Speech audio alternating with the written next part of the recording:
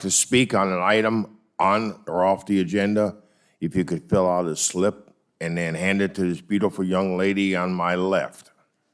The other two ladies are on my right, but they don't want slips. So anyways, if you have a cell phone, if you could please put it in the silent mode, we'd appreciate it. That goes for my commissioners and me.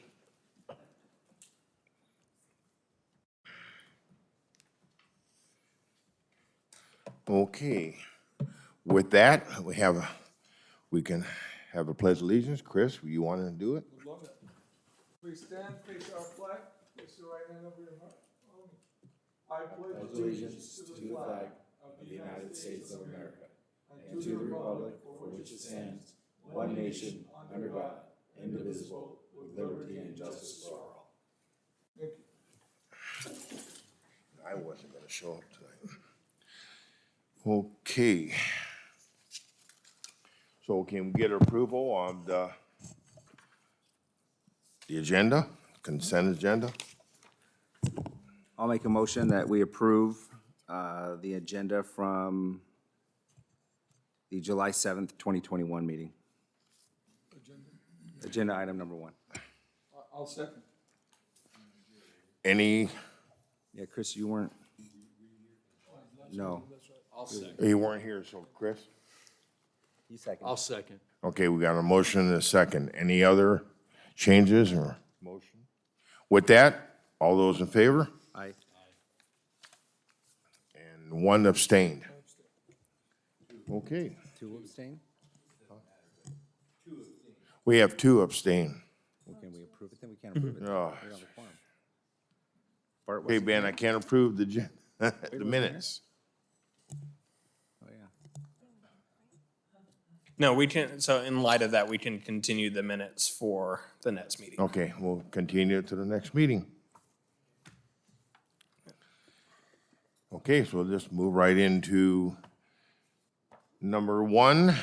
First on the Inland Leaders Charter School, conditional use permit, temporary use permit that includes 5 existing portable classrooms. So as a point of order, just in terms of agenda, we did skip past public comment on items not on the agenda. However, we have received no speaker slips for that. Okay. And so we'll continue past it. Okay, and then with that, Chris can do a roll call before I get that started. Commissioner Wolf, Present.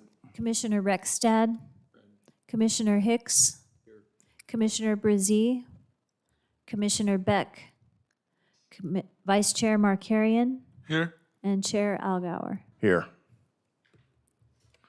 Okay, so now that I get it together here, we can move into the inland leaders.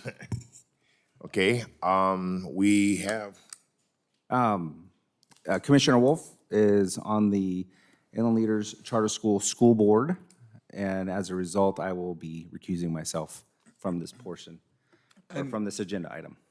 And just for the record, so my children attend in the Leaders Charter School, and I also volunteer as a member on the foundation board, which is a glorified PTA position, so I have no authority in making any changes to the policies or any of that. I am involved in the fundraising.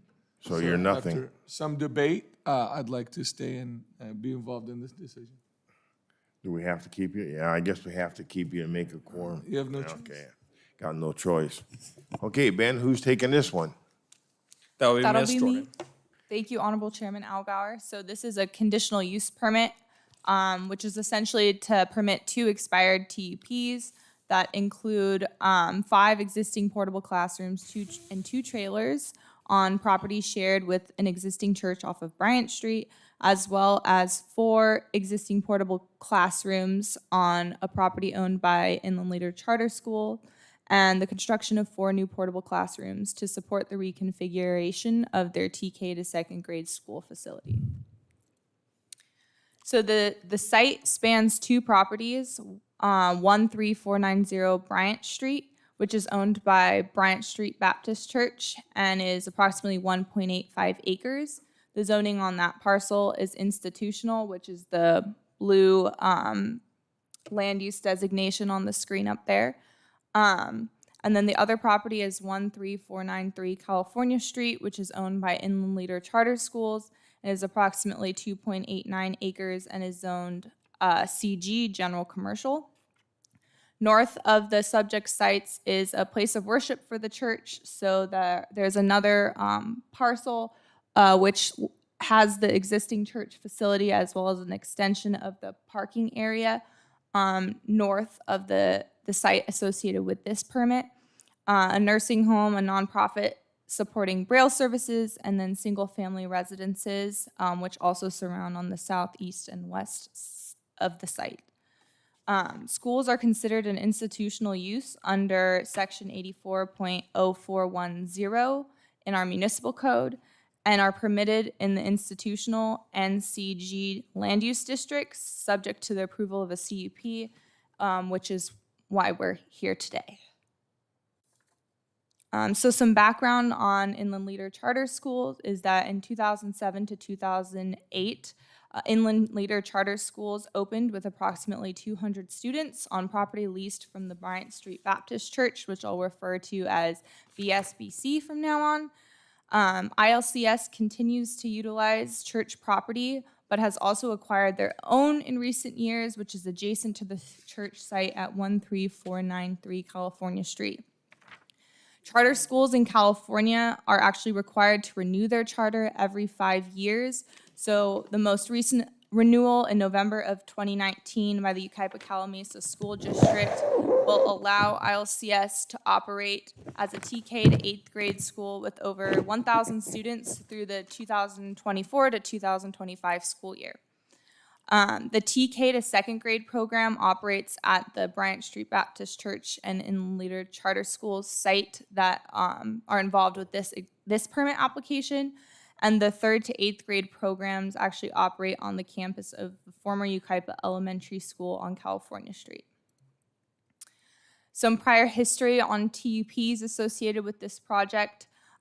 So while the TK to 2nd grade program utilizes some church buildings for classrooms and permanent offices, since 2007, the city of Yucaipa has also issued a total of 12 temporary use permits and or TUP renewals for Department of State Architect, DSA approved portables, or HCD buildings and offices and storage trailers to support the school on the church site.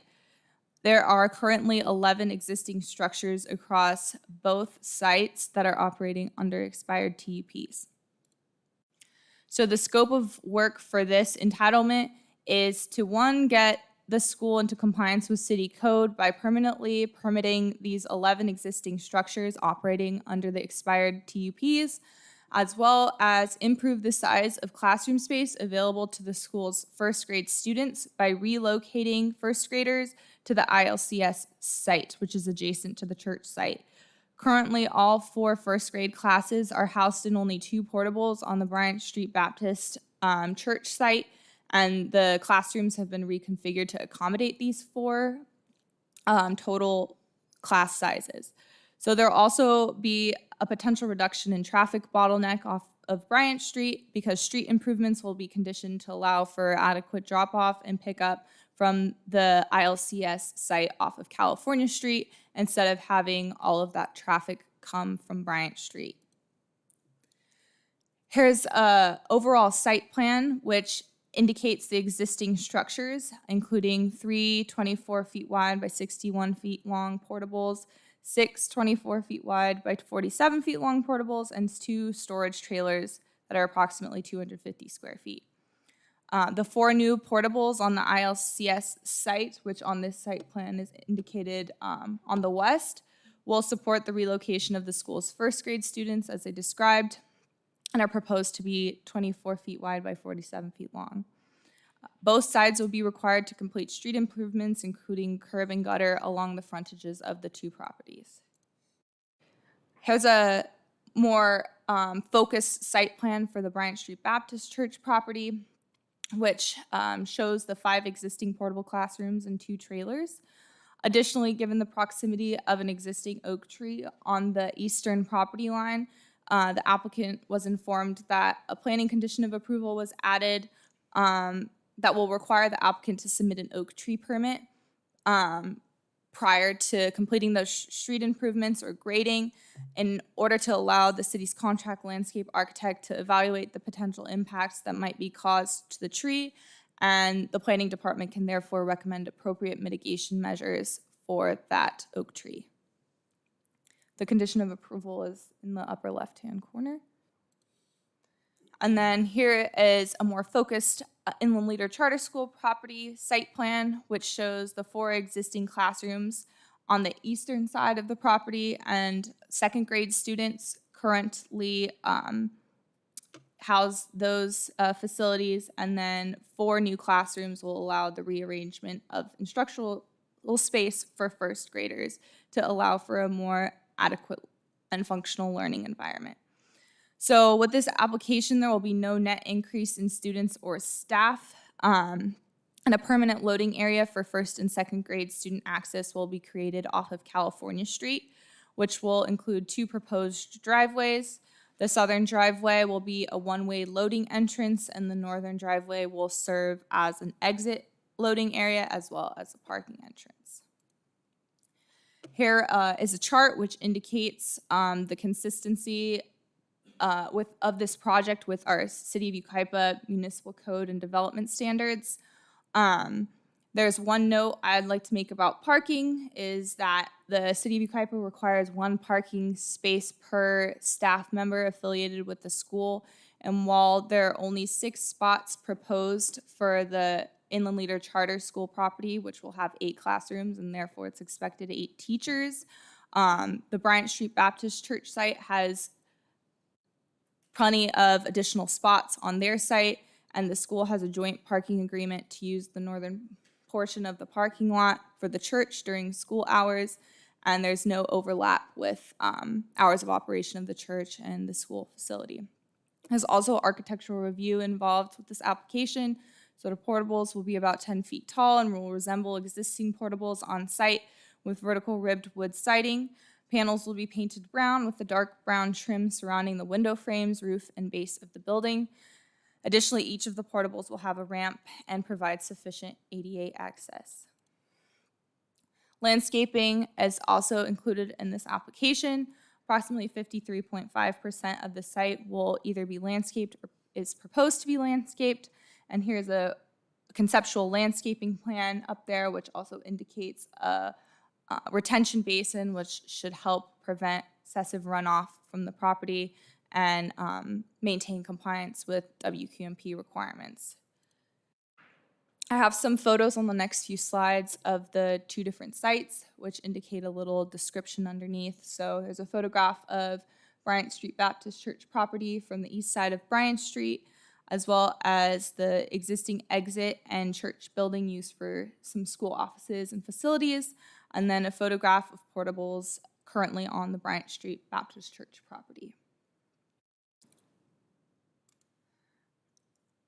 And then in terms of fencing and screening around the sites, there's existing vinyl fencing on the Bryant Street Baptist property, and this is the same material that's proposed by the applicant to be used on the adjacent ILCS property, as well as there's some wood fencing in between some residences on the existing Bryant Street Baptist Church site. And then here's a photo of portables on the ILCS property, kind of taken from the vantage point of the church site. And then additionally, some photographs from the east side of California Street into the property that is to be developed with the loading area as well as the new portables. Project notices were sent to the surrounding property owners within a 300-foot radius of the project site, and 3 comments were received that expressed concern over increased traffic off of Bryant Street, and 1 respondent actually suggested that a traffic study be complete. And the planning department actually didn't even accept this project as like a complete application until that traffic study was done. Oh, oops, I went the wrong way. And so that traffic study was approved in May by the city engineer and ultimately indicated that the project is not expected to impact the total student enrollment and trip generation because, as I've expressed there will be no additional students on site. It's just kind of a reconfiguration of space and allowing more functional spaces for first graders so they're not cramped into just 2 portables. And additionally, there is no apparent issue for the current loading operations at the existing parking lot and driveways on Bryant Street. 2 respondents also contacted me directly by phone, and I invited them to City Hall to review the site plan for the CUP, and they were pleased that the parent and student access for the first and second graders would shift to California Street instead of Bryant Street, so hopefully that should reduce some current traffic. In terms of environmental review, the project is exempt from CEQA pursuant to Class 32 infill development because it's consistent with our general plan standards. It's on a site less than 5 acres and surrounded by urban uses, and additionally would not result in significant effects to noise, air quality, or water.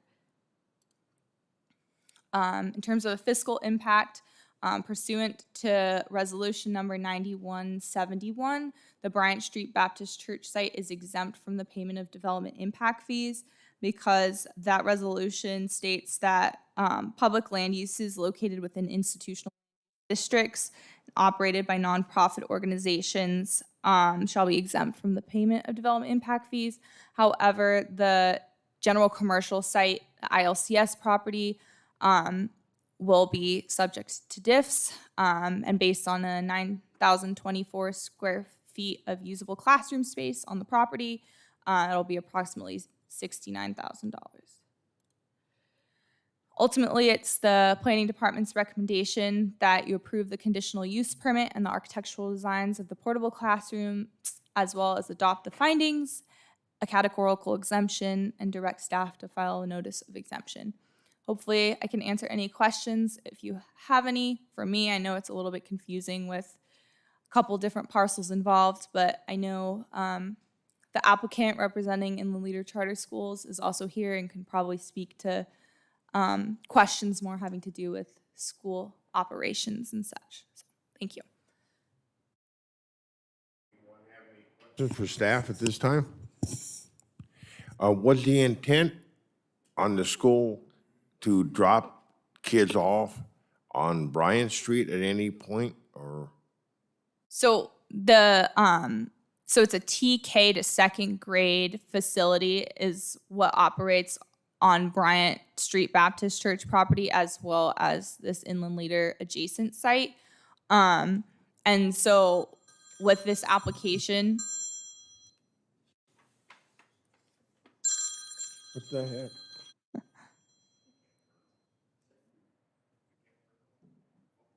that's Sorry okay. about that. So currently all of the students TK to second are dropped off on Bryant Street. However, with the this entitlement within the development of the Inland Leader Charter School site, TK and kindergarten will be dropped off of Bryant Street, and then first and second graders will be dropped off on California Street. So there'll be 2 loading areas as opposed to just 1 currently. And that traffic study was done on that?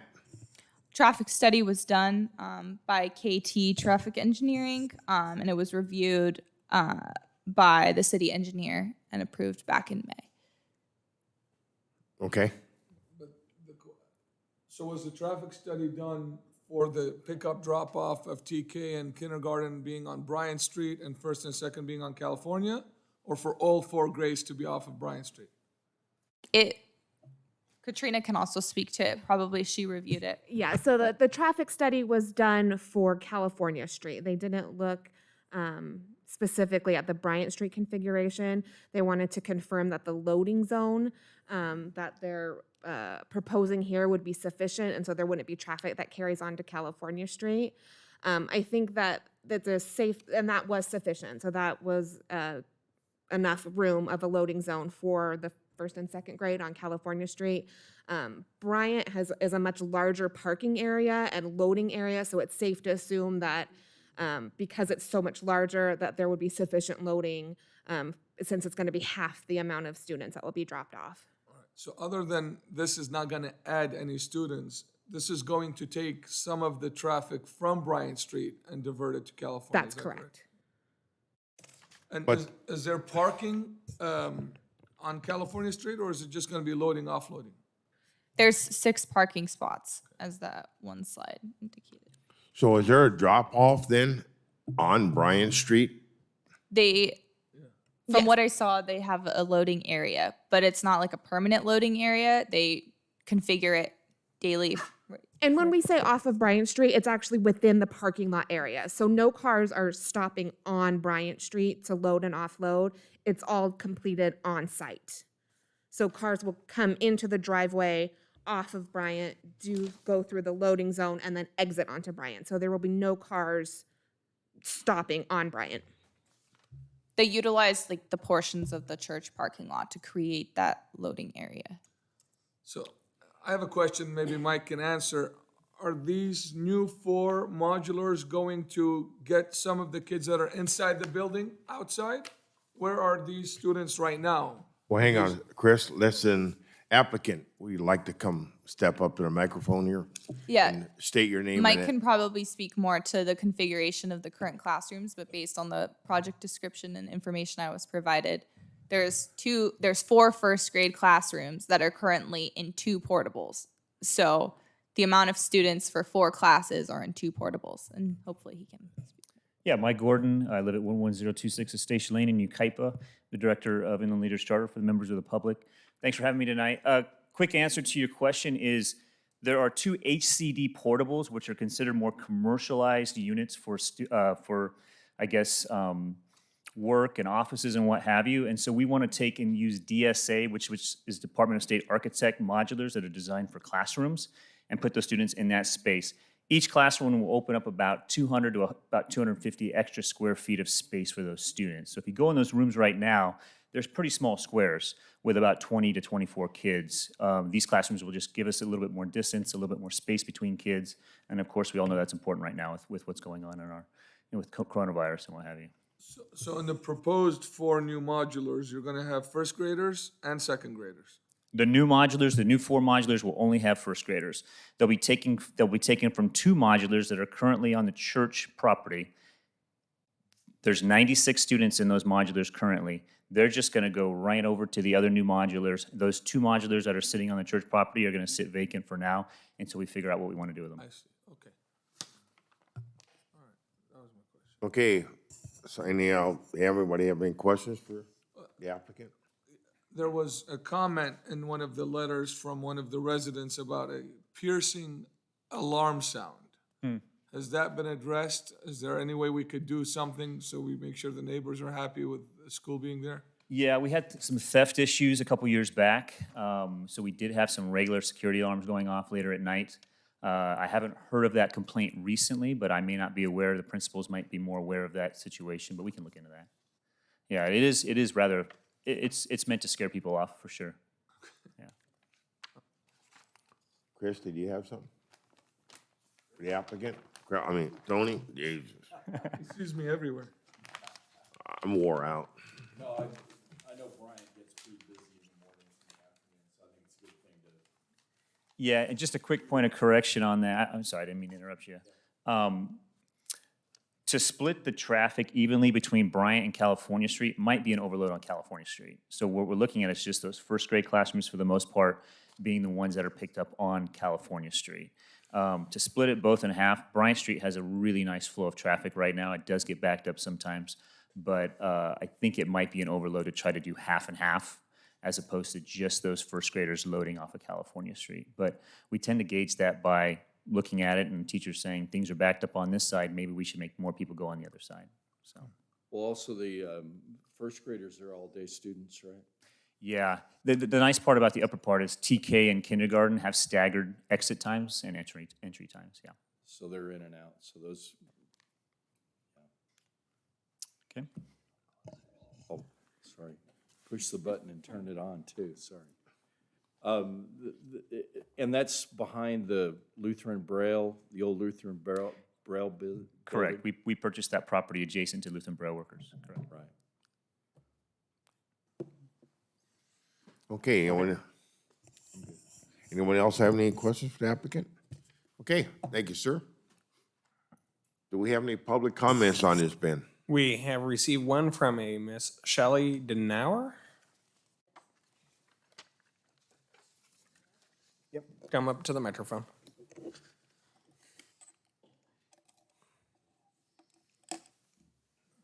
If you could say your name and that for the records, and you do have 3 minutes. Okay, I'm Shelley Denauer. I live at 35260 Santa Maria Street. I have concerns. I'm not against the school by any means. One of the concerns is definitely the traffic. Anybody who has recently been on Bryant during school times, I would be remiss to think that they don't think there's a traffic problem there, because there is. It backs all the way up at least to Avenue H. As far as these, the children being doubled up in these classrooms and the traffic, what is to prevent this school from doing that in the future and doubling up these classrooms? If they're currently doing it, how is that addressed? Between Avenue H and County Line Road, there are no speed signs. So if this is a school and we keep adding more buildings and more students and more staff, what are the regulations as far as, okay, now this is considered a school zone, there should be speed limit signs, there should be sidewalks, there should be drainage. None of these things are done. So I have concerns about that. I would really appreciate it if somebody would do a traffic study when kids are back in school full-time during their regular drop-off and pickup times.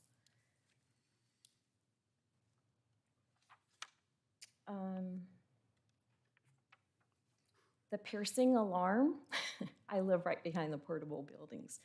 It is not just sometimes late at night. It is 4 a.m., it is 3 a.m. There has been times where I've contacted the school. I have contacted Bryant Street Baptist Church. I know they've had some changeover, so I don't always get the same person. I was told at one point by a representative that they would look into the alarm system and it would be a silent alarm system. That never occurred. I have concerns about drainage. Currently, 2 of the portables, the rain gutters, are pointed right to my backyard. Granted, we're in a drought, hasn't really been a problem, but if it were to be a problem, I sustain the damage. I mean, there's just several things that I think need to be looked at. I'm not against the school. I think if some of the traffic is sent to California, that's wonderful, because it doesn't work on Bryant, especially since Singleton opened up. Okay. Thank you very much. Thank you. Any others? Ben? No other comments on this item. So my understanding is there's a required street improvements with, is that just for the California side, or is that Bryant and California? It will be for both sides, Okay. associated with the school. So one of the parcels for the church is unaffiliated with the school operations, and so in that case, that parcel itself is not conditioned. And also, I think you said site drainage, just a site plan altogether, right, for the new classrooms. Will that address drainage issues?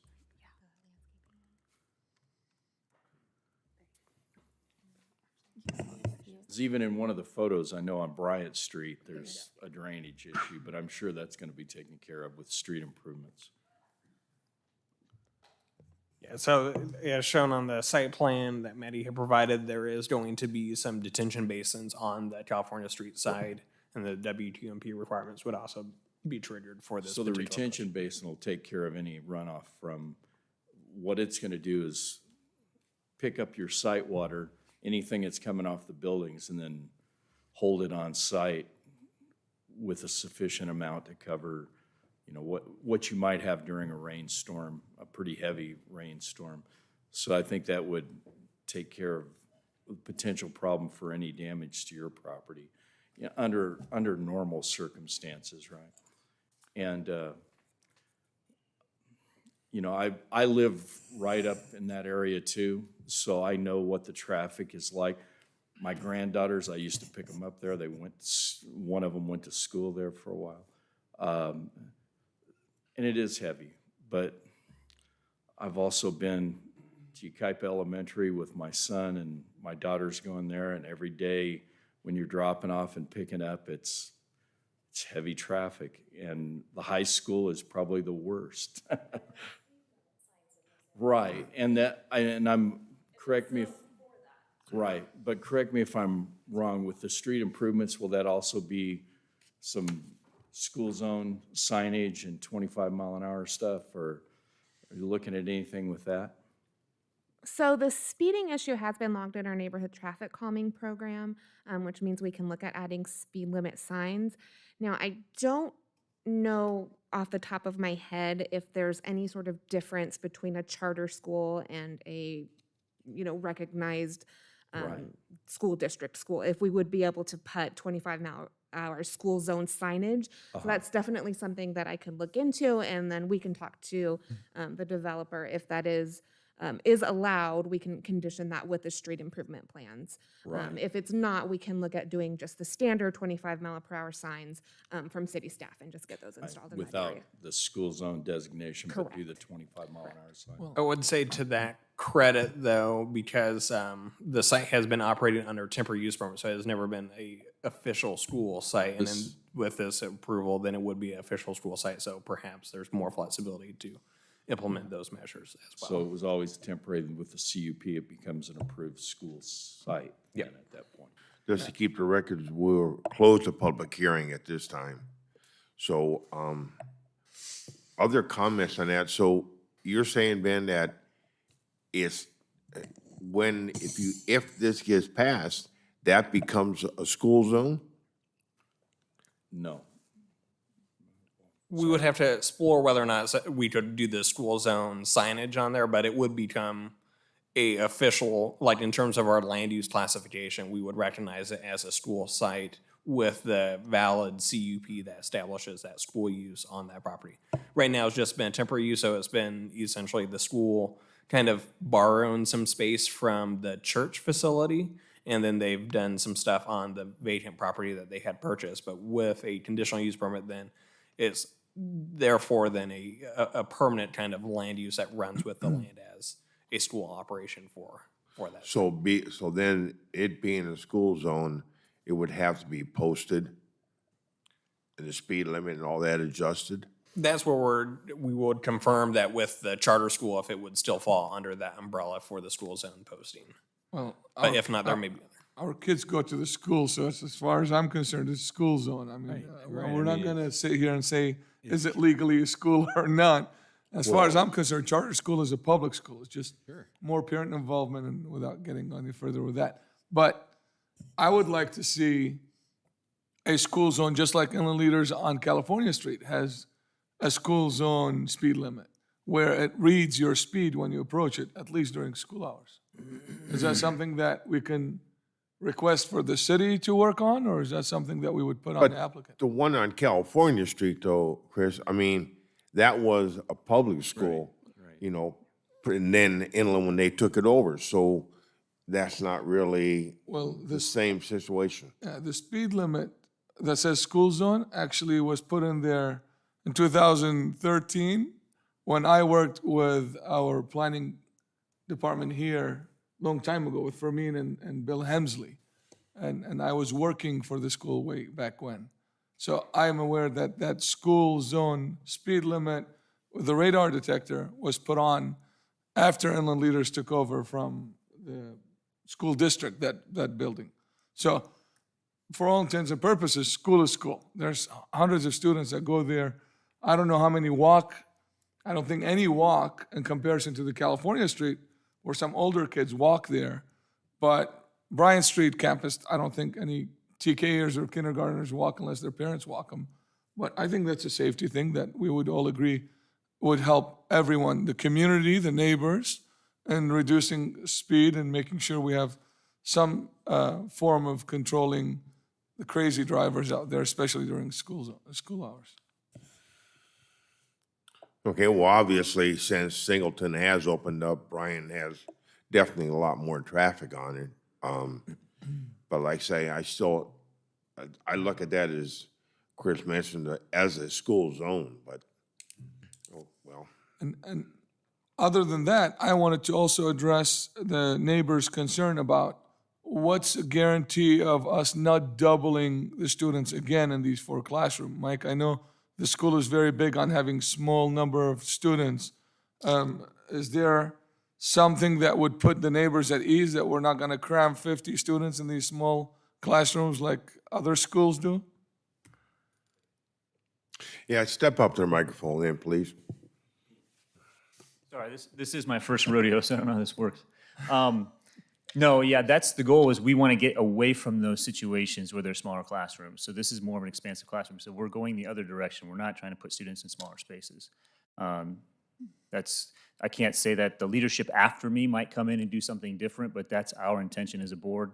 That's our intention as administration. So we need bigger spaces for kids. So your goal, since you've been at least at Bryant Street campus, is to maintain how many students per classroom? We started at 20 and we're about 24 now. Okay. Yeah, give or take 1 or 2 in a class. All right, I just wanted to address that concern. And Thank while you're there, anyone else have any? Lloyd? No, I think the signage is critically important because I've spent the last 25 years of my employment going on and off elementary campuses, and I'm thankful to be here tonight because drivers around those campuses can get pretty wild. And so everything that we as a city can do to bring the speed down to a reasonable, and I don't know, I mean, it's a school. And, you know, you're saying that it'll be designated a school, so I would hope that that would include appropriate signage. Yeah, I mean, even, is there a possibility to, I think she also said there's not only no speed limit, but there's no speed control measures between Avenue H and County Line, and that's a good stretch. Yeah. I know that's a good stretch, and someone can try and see how fast their car can go between these 2 stop signs. Yeah, so if I may kind of interject for a few elements. One is, as Katrina had mentioned, that it has been logged into the city's traffic management program to look at the speeds and provide other mitigation measures along that overall street segment. I think right now, just with the school elements, is I don't know offhand, or Katrina doesn't know offhand, any peculiarities with that signage and how it relates to charter school. So before we can commit to saying that this officially will have that, that 25 mile an hour designation, we'll confirm, but certainly as part of the roadway, the street improvement plans that get reviewed by the city engineer, they'll be looking at that and see if there's any other kind of methods that can be employed to make sure that that there's recognition for students crossing in that area and making sure that the speeds are reduced commensurate with that land use. I just don't know offhand if there's any exemptions that may be unique to charter schools that we just need to double check before we can say, yes, this is exactly the signage will be up. But certainly through those street improvement plans, there's some deference to making sure that appropriate measures and street designs are incorporated to address the speeds. Do you know if any, I mean, I don't want to treat a charter school differently than public school. If this was Yucaipa Elementary moving there, what would we have to do? So the schools that are recognized through the school district are actually all completely designed by the state architect. So that would have to be reviewed, go through the state architect. The city actually doesn't have much influence on the design. And regarding the speed feedback signs that you mentioned, those were funded through a Safe Routes to School grant back in 2013, because I worked on that as well when those were installed. And they were installed through that grant because those were designated school areas that were recognized by the state architect. So even though that school is now a charter school, it was originally recognized as through the state architect as a school area. So that's the difference. This school is not being reviewed through the state architect, so there may be some designation as far as signage and long-term use for school. Okay, but can we apply the same standards without the state? We don't want the state architects to come and tell us what to do, but can we, as a city, apply the same standards? Well, the signage is through the California MUTCD, which is the Manual on Uniform Traffic Design. So my hands are tied through what they can consider a school zone designation, and they may consider a charter school a school zone. It's just I would have to confirm that before I can commit to signage. Okay, so, Okay. Anyone else have any questions? Do we have any kind of a motion? Actually, I have one more question. What's the timeline on the Bryant Street expansion? Do we know? Is that supposed to grow into 2 lanes eventually? You mean the roadway expansion? Yeah. The Bryant Street itself. Yeah, that's not currently programmed in our 5-year capital improvement plan, so I don't know what the timeline would be for subsequent expansions. And it may be within segments as well, rather than the entire stretch of Bryant Street. So I make a motion that we approve case number 20-050 CUP ARC with the recommendations A through D that the staff has made. I'll second the motion. We have a motion and a second. Any further discussion? Seeing none, all those in favor? Aye. Aye. Aye. Any opposed? With that, motion carries. Thank you.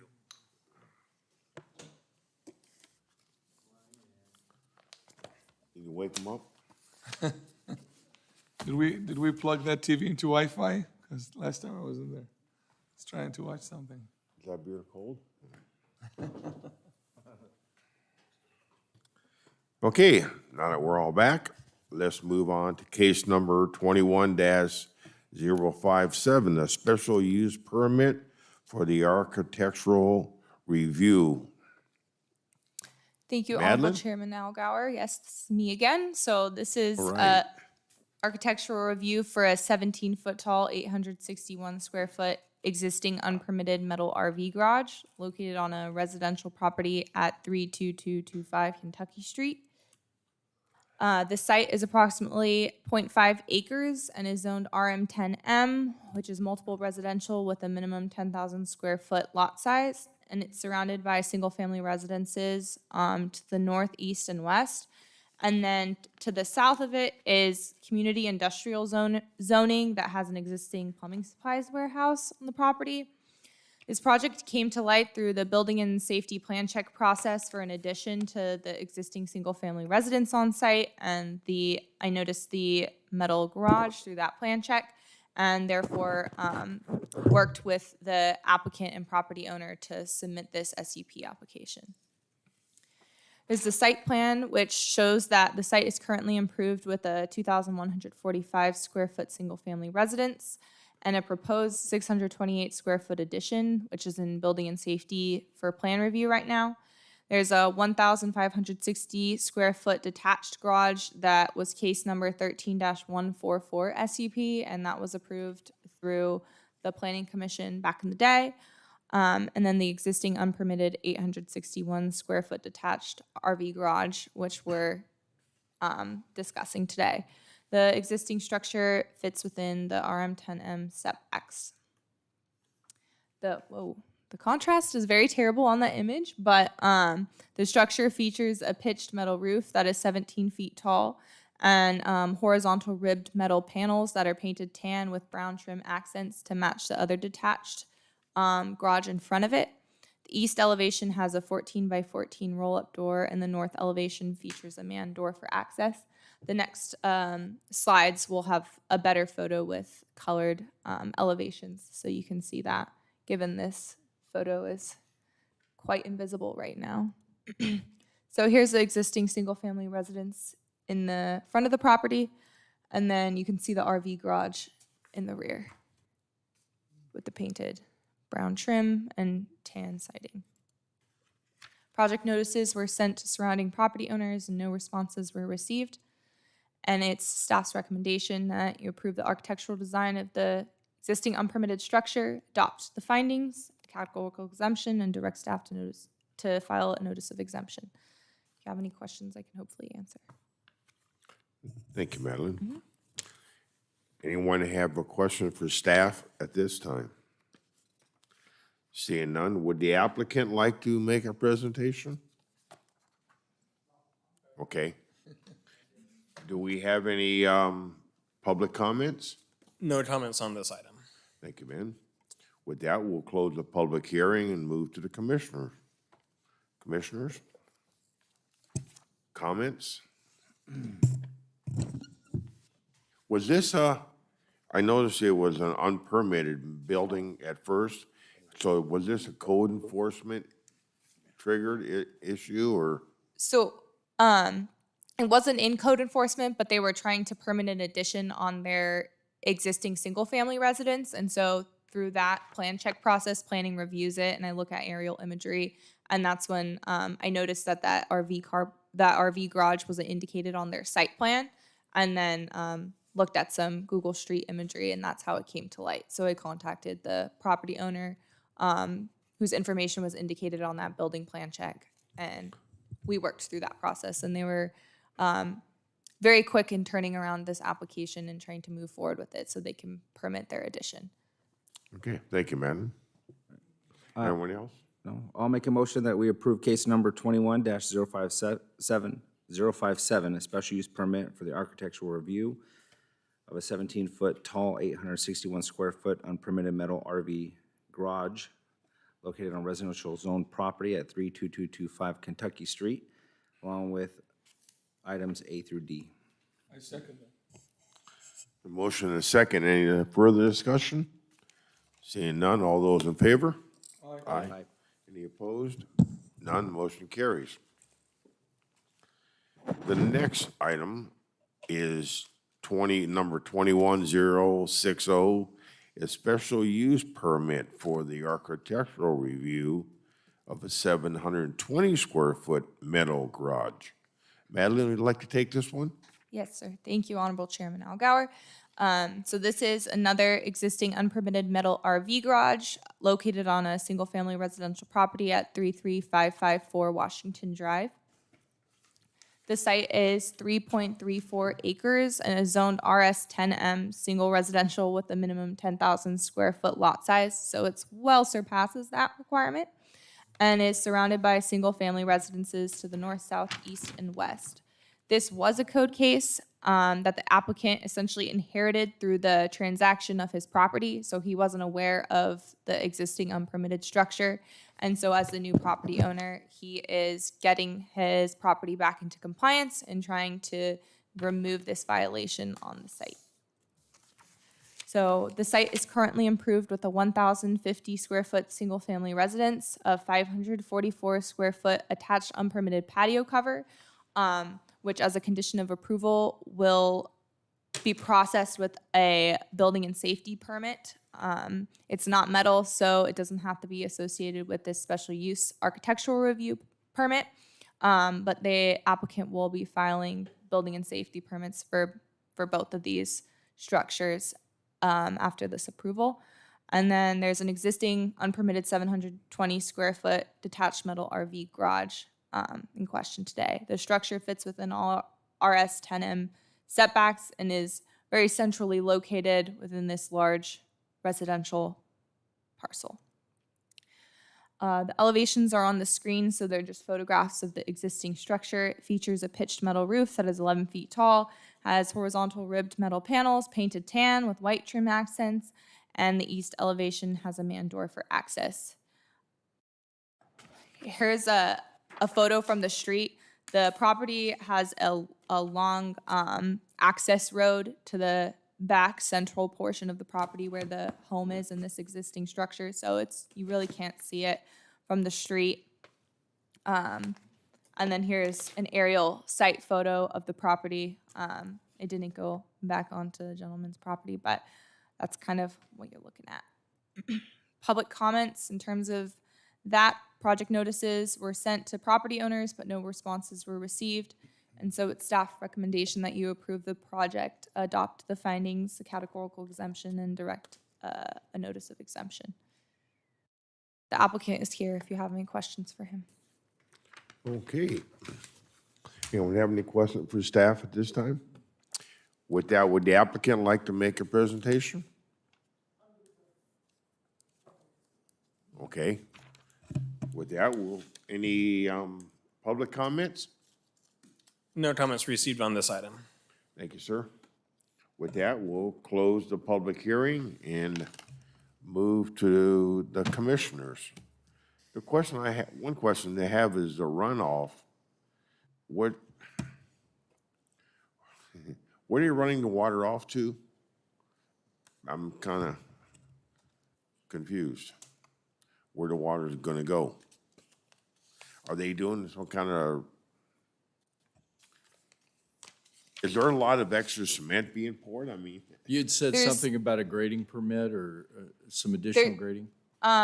No, there's no grading permits or additional Okay. permits required. Katrina, again, probably speak more to this from the engineering standpoint, but because it's under 5,000 square feet of like redevelopment, there's no WQMP or drainage requirements for this applicant. It's also on a single family residence, so. okay. Not my problem. All right. Anyone else have any questions? Any motions? I'd like to make a motion that we approve agenda item number 4, case number 21-060, the special use permit and the architectural review with the A through D recommendation. I'll second the motion. Motion is second. Any other discussion? Seeing none, all those in favor?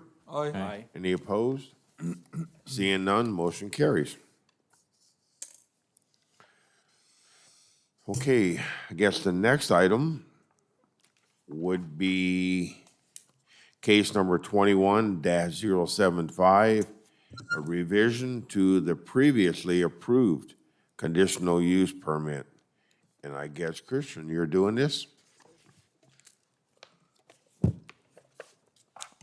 Just rearranging here a little bit. All right. Thank you, Honorable Chairman. The applicant, Century Communities, has submitted for approval cases 21-075 and 076, revisions to previously approved conditional use permit and tentative tract map and architectural review associated with case 06-079, minor site adjustments and architectural reviews associated with this project. The project is located on Avenue H and 4th Street, APN 0319-23388, 12 and 13.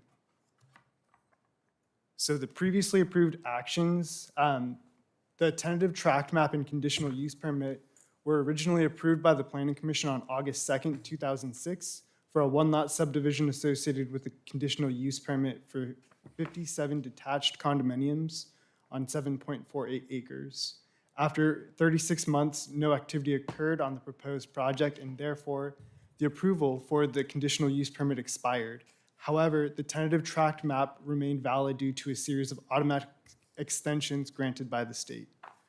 The TTM then received a 36-month extension from the Planning Division and a 24-month extension from City Council. Because the previous conditional use permit expired, a new conditional use permit was initiated and granted in 2015. In 2018, the project applied for a 36-month extension to that CUP, which was granted by the Planning Division. In response to the COVID-19 crisis, the state legislature passed AB 1561. This automatically extends any housing entitlement for an additional 18 months, creating an effective expiration date of May 11th, 2023, and for the conditional use permit, April 29th, 2023. The site location is proposed on Avenue H and 4th Street. The properties to the north, south, east, and west consist of single-family residences. These are the previously approved plans for the TTM. And the proposed site modifications include a larger retention basin to ensure historic runoff is maintained on site. Changes to the site further move two of the homes behind the gates where they were previously designed to be outside the gates facing 4th Street. Private yard space was also reconfigured to give more private space per unit. In accordance with Ordinance 389, the site is no longer required to underground utility posts along the entrance, and so we'll be complying with that. The amenity modifications are a part of the revision. They had a pool before, whereas now they have a bocce court, horseshoes, and a tot lot structure. You can see some of the pictures for what they have planned here. So here's the site layout. It's a detached two-story condominium project in either a 1,995, 2,224, or 2,491 square foot floor plan. Will either include a 410 square foot or a 444 square foot attached garage. There are 3 different floor plans with 3 different elevation types, with the third floor plan only utilizing 2 of those elevation types. So 8 total unique elevations that will utilize a reverse footprint and include 3 different color schemes. This is the proposed planting palette. No formal landscaping plan has been supplied yet, but this is what they have for us now. This is Plan 1, the floor plan. It's a 2-story, 1,995 square foot detached condominium. This is the first elevation of farmhouse style elevation. This is the second elevation. It's a Italian style elevation. And this is the third elevation. It's their Spanish style elevation.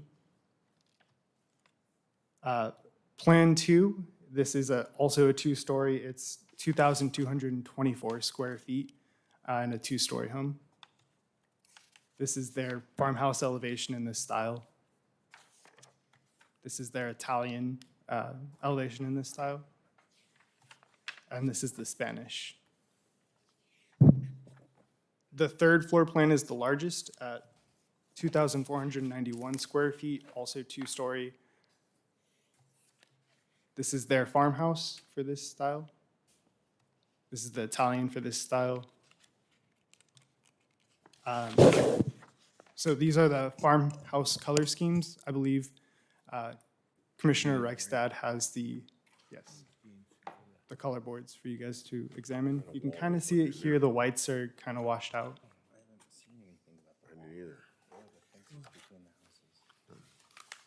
Here are the Italian color schemes. And here are the Spanish color schemes. These are the existing site photos, kind of traditional single-family residences. So in the environmental review, the mitigated negative declaration was adopted as part of the original approvals, and the site conditions and project design are substantially similar to what was originally approved.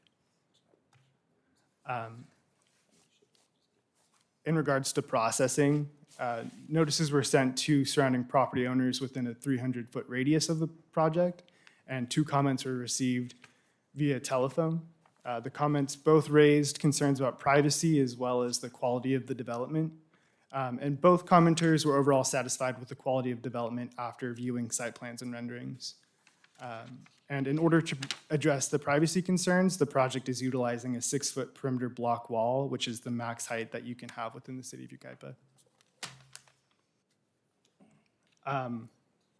The applicant worked with us over the last few days to kind of clarify some of the conditions of approval, just for greater clarity. These are the conditions that have been revised. If you wanted to take a look at them, it's condition 32, 46, 50.g, and 52. I'll just leave that for a second. It's very minor revisions to these.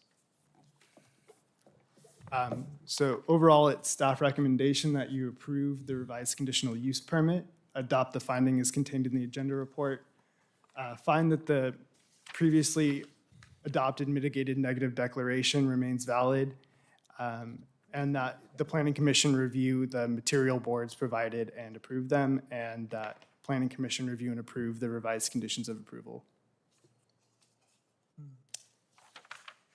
If you have any questions, you can ask either I or the applicant is here as well. Okay, thank you. Anyone have any questions at this time for staff? Sir, and we'll get to you. Hang on. Go ahead. You have a question? Yeah. The walls between the fencing between the houses, what type of fencing is that going to be? That's also CMU block wall.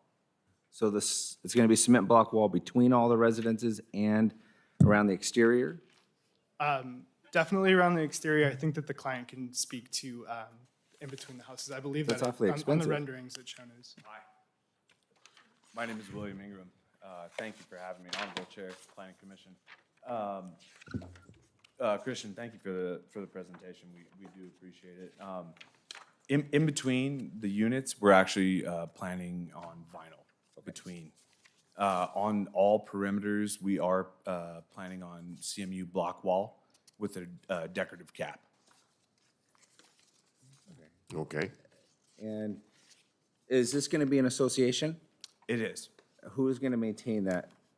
Well, the CCNRs will dictate it, but there's going to be a homeowner association that the city will ultimately approve. Okay. It'll be private. So somebody will live inside the that it's going to manage or That's correct. manage. They'll That's live correct. inside. And looking at the plans, it looks like you're going to allow parking on the streets. That is correct. Are those going to be designated spots or like marked for parking, or is it just going to be you can park on the curbways? Yeah, those are going to be open. If you look at what we've programmed, we've actually programmed parking far in excess of what the city of Yucaipa's. Requires, yeah. Yeah, exactly. But yeah, all street parking will be not dictated in terms of guest or resident. It will be open for anybody. Okay. This is a nice project. Definitely. Thank you. We need a project like that. Yeah. Anyone else have any questions for the applicant? Go ahead, Tony. So it's a gated community with the exception of the 2 units on 4th Street? Mr. Hicks, it was a gated community with the exception of the 2 units on 4th, but we've actually reprogrammed the community, and every unit is actually behind gate. So, yeah, so safety, human health was one of the priorities that we had when we looked at this. So you've, okay, I see. Yeah, so originally, if you're looking at, I don't know, Christian, if you can pull up the site plan there. Hopefully get back there. Sorry, guys. There you go. There's, Yeah, so originally, those 2 units on the southerly end were exit your gate, or the gate that was approved, ready to approve, or actually, it was approved.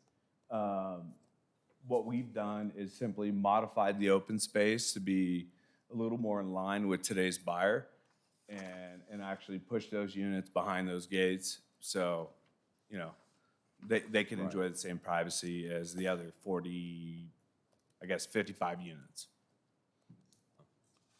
okay. What kind of timeline are you looking at to start this project and finish?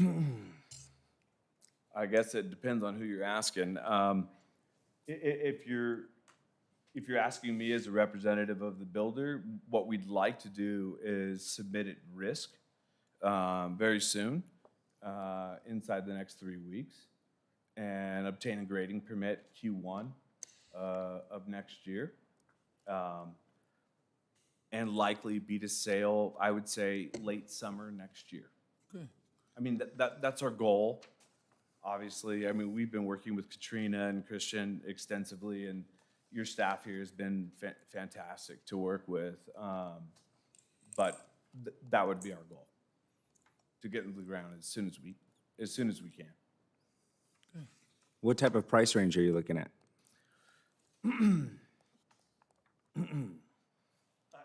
No, everyone asks that.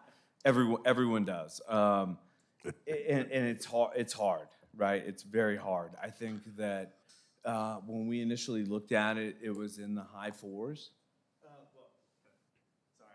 This is Justin Brewer of Century Communities. He'll jump in and help me out here. Ultimately, the market will dictate, our pricing, so we can't just charge whatever. If you were to do it today, Probably in the mid to high 4s is what we Okay. program today. thank you. What is our, we'll discuss that afterwards. Yeah, about right. I mean, what we strive to do is to help you hit your RENA number, right? You've got 2,900 units that you need to hit before 2029. That's where I was going with that Yeah, yeah, question. I I didn't understand. want to discuss it now. We can discuss it if we get to that point with board comments. Yeah, But yeah. that's Mr. why I Wolf, asked that I mean, question. I appreciate it. I mean, I'm in the same boat, right? Yeah. I've got a young family. Affordability is very important to me. Right. I don't live right here in Yucaipa, but You at the wish you same did? time, I appreciate it, you know? So, given the circumstances, we're trying to program, and that's one of those pieces of open space that we amended Well, look, in this particular Ultimately, you can set the prices how you're going to set them. I'm not here to dictate that, to control that, to suggest anything. That's not my role. I was just asking, as we as a city have to meet certain requirements, right, with housing, and as projects come to the city, it's nice for us to know, as commissioners, how many of these projects are meeting certain guidelines for those housing requirements for the city. Sure. So that was the sole reason that I asked you. If I may interject, in terms of, in the next meeting, the Plan Commission will get a chance to review our draft housing element for the upcoming housing cycle. As a general kind of baseline, especially looking at past projects, these condominium projects usually hit between the moderate income level and then the above moderate for the larger units. And so if you're kind of looking at the RENA, this is kind of hitting that moderate income range, where it's the, first-time home buyer or something of that caliber. Certainly the larger floor plans may be above that, but that's kind of within the split. That's how at least our housing element is anticipating these type of projects to fall in, with individual projects having their slight variations based on, market conditions and the neighborhoods that they're placed in. Right. Well, this is a nice project. Yeah, thank you, Benjamin. And the only thing I'd add to it is, I wish we could dictate the prices, Mr. Wolf.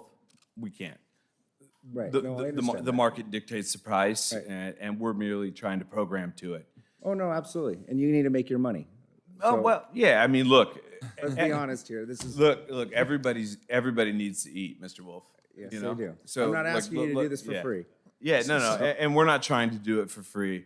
But what we are trying to do is program a safe, beautiful community that everybody can be proud of. You The look fi- like the five of you- you on the dais here, myself, Justin, and the property owners combined. You look like you are accomplishing that, so thank you. Absolutely. I just have a question about Century Communities. If I know nothing about them, how can you represent and introduce them to us?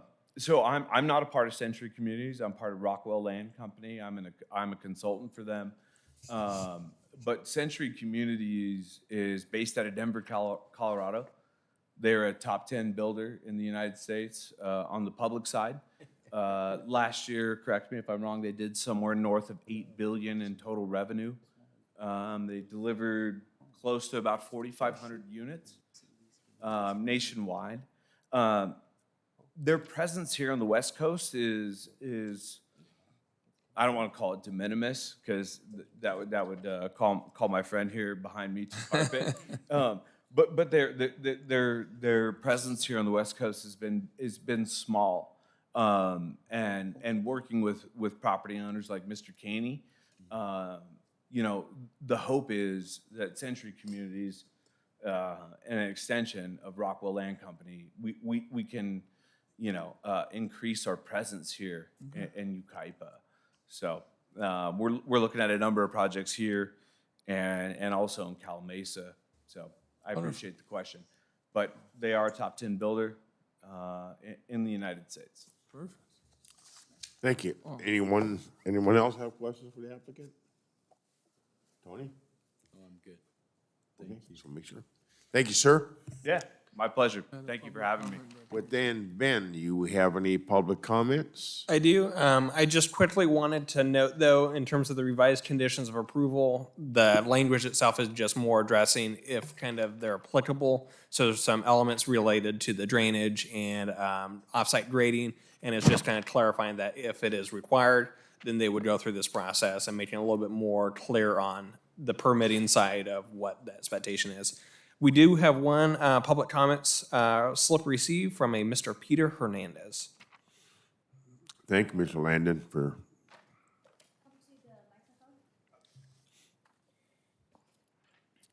If you could state your name and for our records, please. My name's Peter Hernandez. I own the property on, Hold on one second. Thank you for speaking, sir. Thank you. ready? Okay, thank you, sir. I wasn't doing my Okay, job. so that's my first fault. of all, I'd like to thank you for taking your time and hearing me out. I own a property on 4th Street on 13494. I'm a landlord. I moved to Yucaipa to buy this property. I did a lot of improvements. All I'm worried about is my tenants, to have that privacy, what they're gonna be doing, when they're gonna be building. Are they gonna be building a wall before they start building these units? Because I'm concerned about the privacy of my tenants too, okay? And not only that, there's gonna be a lot of dust flying out. It doesn't matter if you water, there's always gonna be dust. Now, are they gonna be taking care of my tenants, washing their cars? That's something that could simply be done, because they're gonna have to be washing their cars constantly. I don't know how long this project's gonna be, if it's gonna be 6 months, if it's gonna be a year. How long is it gonna be till it's done? And where, I heard there's an easement in the middle of, somewhere in my property. I'd like to know exactly where that easement is at, so that, I can start fencing or do something to my property too, so they could have that privacy.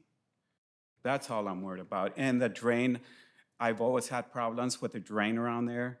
The water accumulates right in my property, and it just goes downhill on my property because there's no sidewalks there. It ends right at my property. So there's definitely something has to be done there for the drainage. That's all I have to say. Well, those are great concerns, so thank you. Okay? Okay, thank you, sir. Thank you. And would you like to address any of those issues? Yeah, Honorable Chair, I would. Mr. Hernandez, thank you. Thank you very much for your comments. To answer your question about block walls and privacy, look, it's something I'm very qualified to talk about. I will probably manage the actual lateral development for Century Communities. When we grade the project, we will have to build retaining walls on the northern end to ultimately make grade, right, before we can get construction going vertically. Our intent is not to put the cart before the horse, okay? Our intent is to do things correctly and to grade appropriately and not to start things before we should, okay? What we'd like to do, all things permitted, right? Everything working out, what we'd like to do is build our perimeter block wall, which the city of Yucaipa will dictate, 6-foot CMU with a decorative cap and maintain privacy. In addition, Mr. Hernandez, what we'd like to do is try to program our houses in accordance with our surrounding neighbors. This plan has already been approved. We're merely trying to make it better, okay? With that being said, if we need to make some inoperable windows or, program some things house-wise or elevation, I think, Christian has been amazing to work with thus far. If we need to do something like that elevationally, I think that we can achieve that. We're certainly not trying to barnstorm anyone, and we want to maintain everyone's privacy. So those are a couple of his points. With regard to the drainage, I think Ms. Kunkel can talk to it appropriately. This has been actually a point of contention for me over the last couple of days. And we've gone back and forth over number 52. Quite frankly, 52 appears in your master drainage plan, and what it calls for is a 15-foot easement along, APN 03955, I think it's 04, help me. Help me, 42, yeah. And so to its north, if you can bring up, Christian, the site plan, to its northeast, actually, go to the colored. So 1A directly adjacent to our basin there, that would be 52. And historical flows in this area, which I believe Mr. Hernandez is talking to, they all flow that way. What we're proposing is to infiltrate. And from a geological perspective, we are able to do so. So infiltration rates are such that when rain falls in a 100-year event, and correct me, she's your engineer. I merely get paid half time for this. What we study is a 2% 100-year event, okay? And so originally this project was studied in that same manner.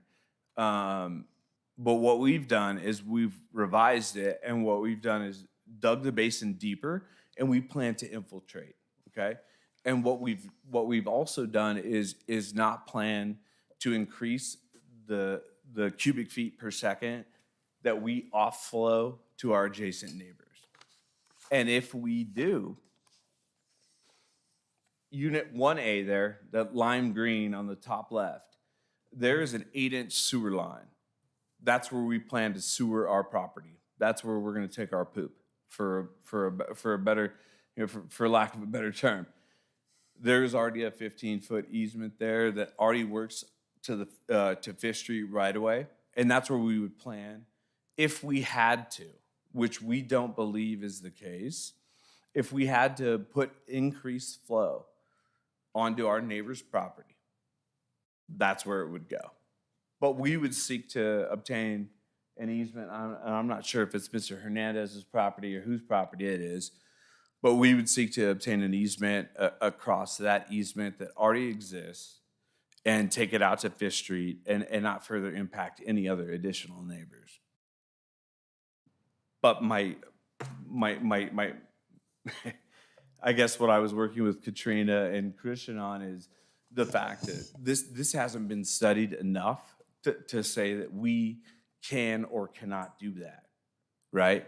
The preliminary results, yield that we can infiltrate in that basin and not increase the historical flow to our adjacent properties. Meaning, Mr. Hernandez is not going to see any increased flow because of my disturbance. If anything, we make it better. Mr. Chairman. Thank you, sir. Appreciate it. Any other questions? I think I would believe that Mr. Hernandez's problem is not whether you're going to increase any flow. I think the requirement is, if I'm not mistaken, is you need to limit your flow off any development. What we're talking about is natural land or existing land and existing traditional flows. But I think you have a responsibility to mitigate all flows to neighboring properties once you start developing and grading the property. So I'm not sure, I know cities well-versed and capable of mandating whatever easements are required to facilitate the drainage. But I'm not sure about your sewer easement, how that's going to affect anything. The drainage off of it onto a street, I think you're still responsible for maintaining all of your water flow on site. Am I correct? Or the majority of it on site? And Mr. Hernandez's house, where's it? You said you're on 4th Street, sir? Yeah, 4th Street. Water catch basin. 13494. Is it right adjacent to the development, or? They said there's an easement going through my property. What I'm worried about is what it's going to look like. It's going to increase the value of my property the way they do it. Those are concerns I have. Yeah. For my property. Because I did a lot of Yeah. Well, I Okay. think he has a piece of property and they're, they're entitled to develop it. Yeah, And it's something that we can't stop development on residential homes necessarily, but what we can do is help with mitigating any issues that are of concern. But now, the street improvements on Fourth Street, would that also encompass Mr. Hernandez? Because you have no curb and gutter in front of your house currently, right? I guess I just want to quickly point of order. If the public hearing is still open, is we should be calling, if the commission wants to have direct questions with a neighbor, to call them up, just because we do need to make sure that this information's on the record. As part of the conditions for approval, the applicant is responsible for doing the roadway frontage, or the frontage improvements along their particular frontage of the site, and then doing the matchup curb and gutter to whatever is existing, if there is stuff there, or doing some sort of appropriate transition, which gets reviewed as part of the street improvement plans. So if anything, my understanding would be for the neighbor's property, it would probably enhance his drainage. The improvements that would be done on Fourth would limit that water flow that's coming straight off the street onto your property now. So I think that's a benefit. And I think the other concern was dust, and there are, a whole book of requirements for dust control on new construction. And if it becomes an issue, you have the right to, call the city and document it, make a complaint to it. But most of the developers do a great job of trying to, mitigate dust the best they can.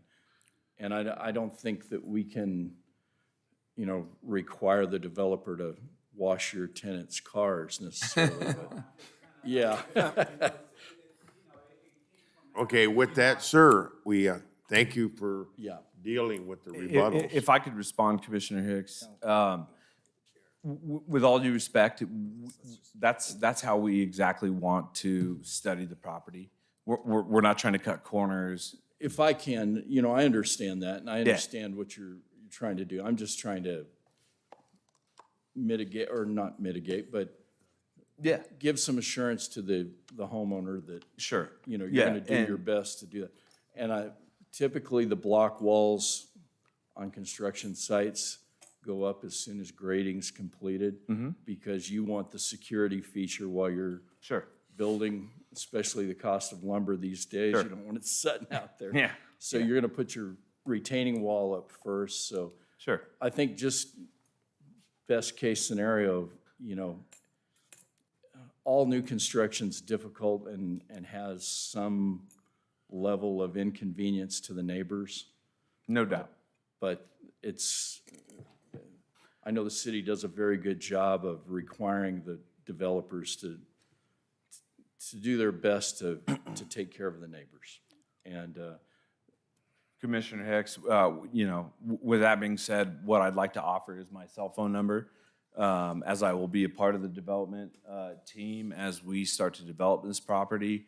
My cell phone number, for the record, is 831. You don't need to. you don't have to put it on the record, you can Don't see put it. it on the record. Yeah, well, You can talk to him directly. Either way, we're ready to give him our contact information and to ensure that his concerns are mitigated. Wonderful. As we move forward. Thank you for that. And I'm not a real estate expert, but I think Mr. Hernandez's property value is definitely gonna go up with this project, so he's gonna be a very happy neighbor with you.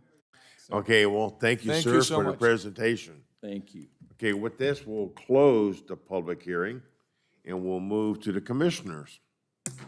Oh, Tony, I jumped the gun. that's Is that what I fine. said? Go ahead, Tony. I'm good. No. Thank you. You have any other comments or any? I'll make a motion that we approve. And I set go. it aside here.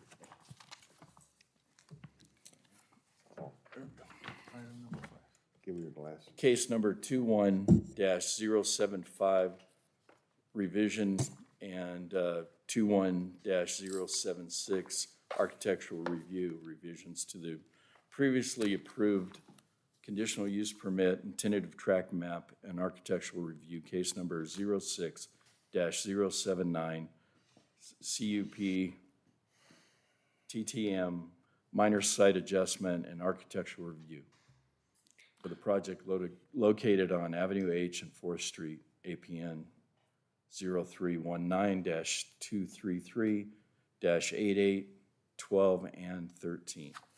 And just to confirm, does that motion include the revised conditions number 32, 46, 50.g, and 52?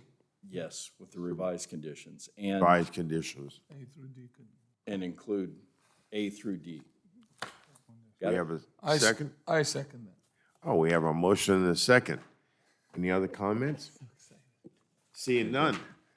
All those in favor? Aye. Aye. Any opposed? Seeing none, motion carries. Hey, good luck. Welcome to Yucaipa. Okay, so next one we have is number 21-092, a special use permit and architectural review of a 17-foot tall metal garage. Christian, you want to take this one? Yes, sir. Where's the start from beginning button?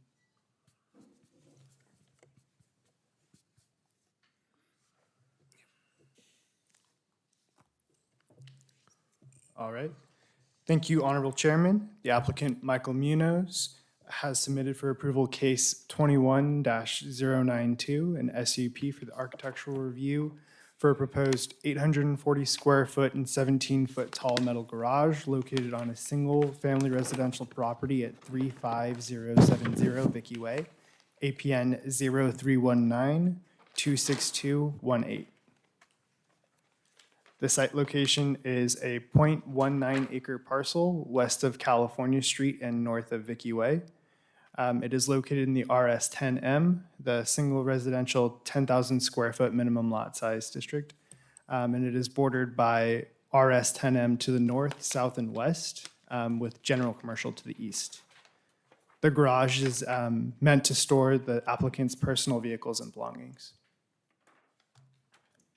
Here is the site plan. It's a 1,000. The site is currently improved by a 1,185 square foot single-family residence with 2 patio covers totaling 402 square feet. The proposed 840 square foot metal garage is intended to be in that corner there. The structure will fit in with all RS10M zoning setbacks and will be given about 88 feet from the street. Given some street visibility, the commission may also consider the installation of green landscaping to soften the appearance. Here are the elevations. The height is approximately 17 feet at peak. The color of the garage is proposed to be painted in ash gray color with charcoal trim accents to match the residence. There's one roll-up door on the front south side of the structure and a man door for personal access on the side, the east elevation. This is a site photo. And in the processing, we sent out notices to the neighbors on any contiguous neighbors, and there were no responses received. For the environmental review, pursuant to section 15303, this small structure qualifies for a categorical exemption from CEQA. So staff recommendation is ultimately to review the architectural design of the proposed metal garage, adopt the special use permit findings, adopt a categorical exemption, and direct staff to file a notice of exemption. Okay, with that, anyone have any questions at this time for staff? Yeah, I thought there was a ratio of the square footage of a residential unit to square footage of a detached garage. The detached garage is 840 square feet, and the residential structure is 1,180. And that's within our guidelines? Yeah, so the special use permit findings, what the commission needs to determine is that the structure is subordinate in size and appearance to the single-family residence. So as a kind of a general parameter is don't build the garage bigger than the house. But certainly there may be other visual circumstances that also address the subordination of one structure. But yeah, with the garage being smaller than the main house, that certainly lends itself to that finding. And is there an exception here for the 5-foot setback? Is it supposed to be 10? That's what I, Because it's Question I had. 5-foot setbacks on both sides sides, with a 17-foot tall garage. we need a variance for that. For the rear setback, For the garage, it's on the property line, 5 foot from the property line. It says 5 feet from the side east property line and 5 feet from the closest corner of the rear Those are north. side setbacks.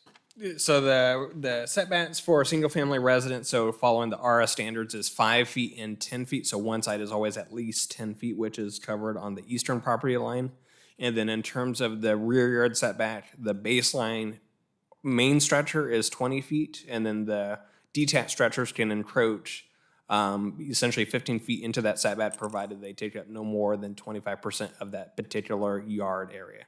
And so in this case, that stretcher does not exceed those thresholds. So the 5 and 5 is something that would be permitted. And then certainly if it wasn't a metal stretcher, then it would be just subject to the building permit review. Do we have any different treatment for a metal structure versus a construction ADU? For the ADU itself, pursuant to state law, can go 4 feet from both the side and rear property lines. So that's the only nuance in respect to state law for an ADU. All right. In this project, the garage itself, the roll-up garage, is that also going to be painted the ash gray, I think it was? Charcoal gray? the roll-up portion of it. Yeah, I know the sidings are going to be in the roof and the trim. What about the roll-up portion of the structure? I believe it's meant to be painted the same color as the siding, but I would have to double-check the site plans to let you know for sure. And is this visible, going to be visible from the street? There will be some visibility from the street, which is the note that I made here that the commission may consider the installation of evergreen landscaping to soften the appearance.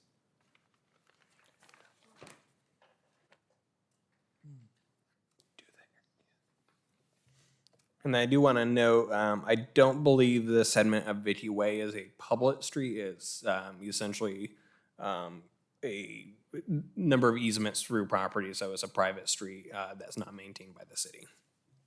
So is it gonna be by where the white truck is? Yeah, there's actually no current garage for this site, so certainly see the applicant's desire for a garage. Okay. Okay.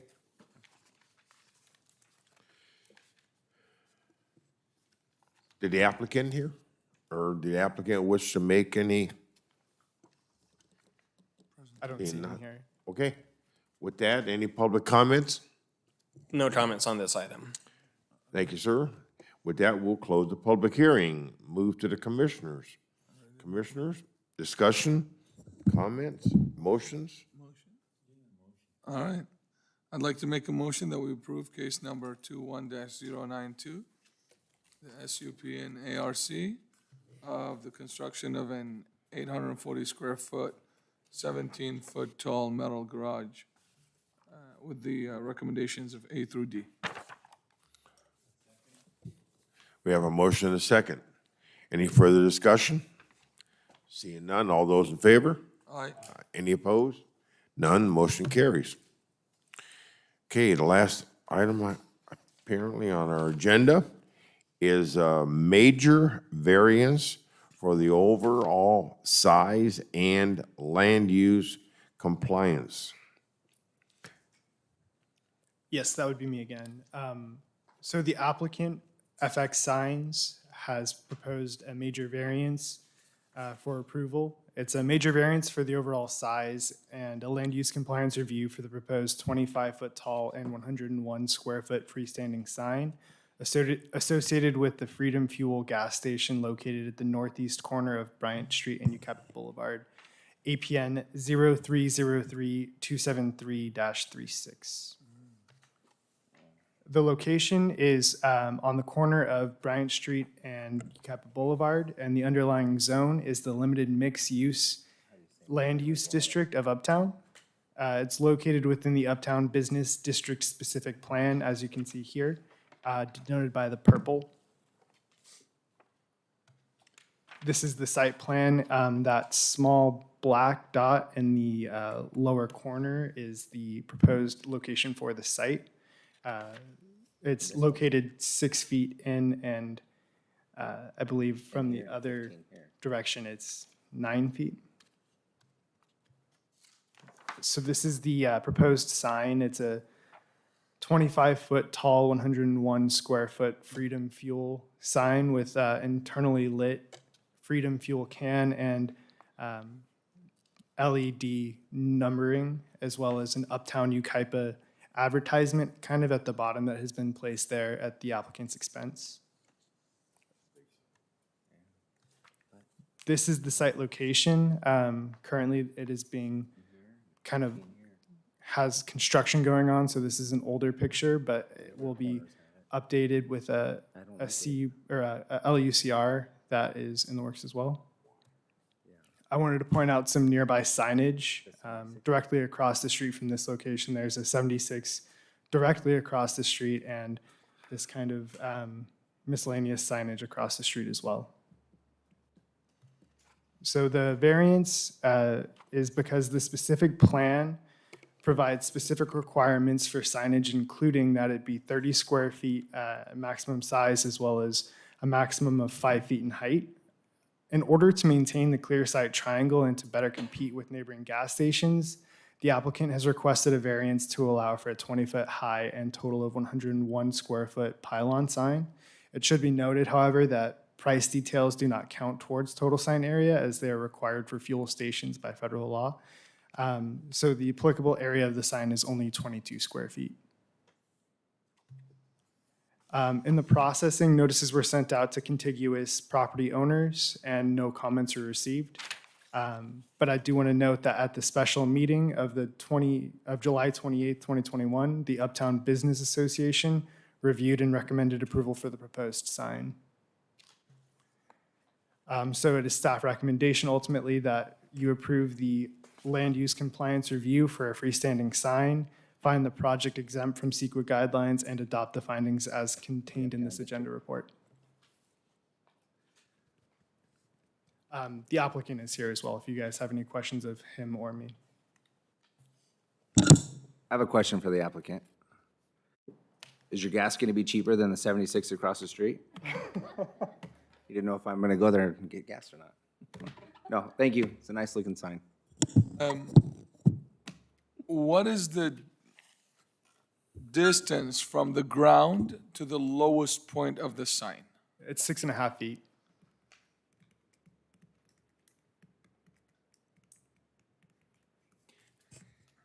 I think actually throughout all the description, you've got it located on the northeast corner. I think it's really the northwest corner, isn't it?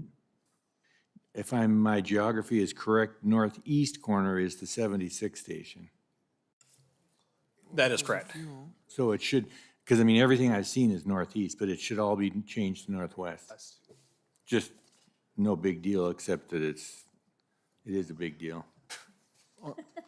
That's my apologies. I have a concern about it being 6.5 feet. That's almost my height. And if we have an RV or a higher vehicle waiting to make a turn, I think that would almost act like an obstruction of view. And I have a concern about that. So as part of the project review, staff did analyze the clear sight triangle for both the existing roadway intersection as well as the future roundabout design to ensure that the sign placement would not interfere with that clear sight visibility. And so that was something that was considered and made sure that the sign placement was to be outside of that clear sight triangle. All right. If you've looked at it, then I'm okay with that. That was my concern, because I am aware, I mean, we had a wrongful death of a pedestrian on this intersection that I'm aware of. And I don't want that to happen because of a sign that we approved, for sure. We looked extensively at the clear sight triangle. That was our concern as well.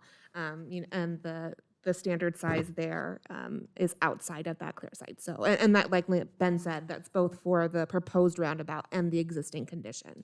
And that, So- if I may add as well, as part of the sign, so as the Uptown Corridor specific plan generally calls for monument signs or more pedestrian scale signage, but with the clear sight triangle that's there, the landscape planner that is available, as well as the requirement to provide the price signage, essentially a shorter, wider sign would create a greater visual abstraction, and so this was a solution by the applicant to help make sure that there was greater visibility while providing the required price illumination details that's required for that land use.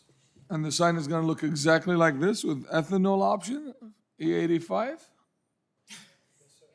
Wow. Will it be a 24-hour gas station? 24-hour or no? The applicant is shaking his head no. No. You want some time off? You want to be able to go home and go to bed? Did the applicant did he like to make a presentation?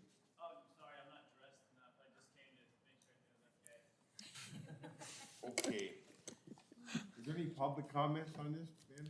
No public comments on this item. I did want to note as well, just to clarify, the land use compliance review for the fuel station has been approved and permits have been issued and they're under construction. The entitlement itself is just regards to the signage at this point. Okay, let's just close the public hearing. Yeah. Okay, commissioners, When is this gas station gonna open, do we know? are we talking about the sign here? I don't know when it's gonna go up. Okay, commit, They're we have trying any, to, they're trying to open as soon as possible, I believe. okay, we have a major variance on the sign. Do we have any comments from the commissioners regarding the sign? It's past his bedtime, let's go. Wait, he's got a comment. Uh-oh, Tony's got a comment. Tony, give me a comment. No, the only question I would have is, if you approve a major variance on this sign, how does that affect, there's not a residential really factor in this because you don't have anything. And I know that the pricing itself is not part of the square footage, but, you know, this is large, the largest pricing signs that you can get, which every gas station owner or business guy wants the most he can get. But how does that affect future, once you set the precedence of approving something like this? So I think part of the element is this is within the Uptown Corridor specific plan, and so the size requirements for the monument sign is specific to that land use area. Based on the available properties in that specific plan, it is unlikely another fuel station would be developed Not in there that. particularly, but something else down the boulevard that might impact, you know, residential houses. And Yeah. this thing's gonna put out some looms off of it. So they'll still have the maximum illumination is as set by our development code and the conditions of approval for the land use compliance review. In terms of other spots on the boulevard, a 25-foot tall freestanding or sign is a permissible thing subject to plan commission approval. So certainly the variance aspect wouldn't apply, but certainly as part of the architecture detailing of the signage, the plan commission does have the deference on that element. Is this sign, is it illuminated on both sides? It is. Yeah. And then the neighbor apparently looks like is right next to or relatively close to that sign. Am I right or wrong? I think that house is going to be Well, the demolished. neighbor's an auto repair facility, yeah, Yeah, the land uses around it is the 70 sits across the street, and then I think directly adjacent to is Tony's Auto Repair, the Volkswagen repair shop, that's right there. So it's commercial uses along both sides. Okay. And the window tinting across the other catty corner? Yeah. That is correct. yeah. So it's not going to affect any housing whatsoever, okay?